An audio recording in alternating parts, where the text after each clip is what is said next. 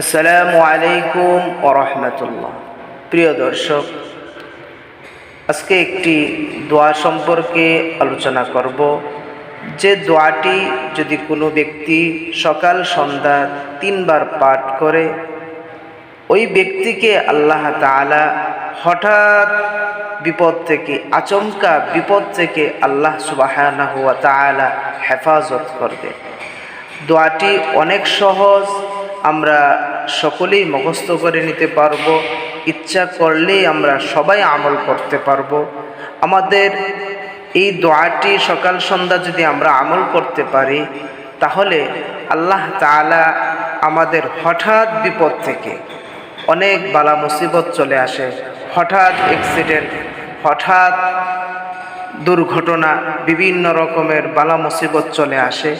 এই হঠাৎ বা আচমকা বিপদ থেকে আমরা বাঁচতে পারব। তাহলে চলুন সেই ফজিলতপূর্ণ, সেই চমৎকার দোয়াটি জেনে নিই। বিসমিল্লাহিল্লাযী লা ইয়াদুররু মা'a ইসমিহি শাইউন ফিল আরদি ওয়ালা ফিস সামা' وهو السميع العليم। দোয়াটি আবারও বলছি, বিসমিল্লাহিল্লাযী লা ইয়াদুররু মা'a ইসমিহি শাইউন ফিল আরদি ওয়ালা ফিস সামা' وهو السميع العليم।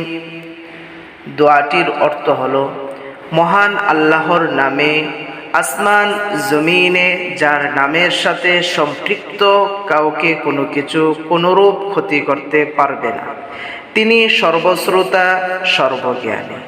প্রিয় দর্শক, এই দোয়াটি আমল করার যে ফজিলত রয়েছে, আমল করার যে ফায়দা রয়েছে, সেটি আমরা হাদিস থেকে জানব।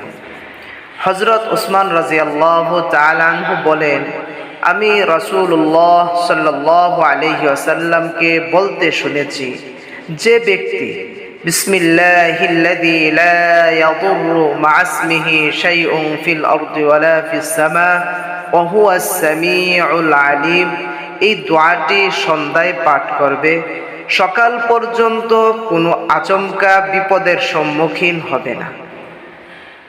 অনুরূপভাবে যে সকালে পাঠ করবে, সন্ধ্যা পর্যন্ত কোনো আচমকা বিপদে পড়বে না।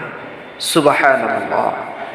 আল্লাহ সুবহানাহু ওয়া তাআলা আমাদের সকলকে এর উপর আমল করার তৌফিক দান করুন। আমিন।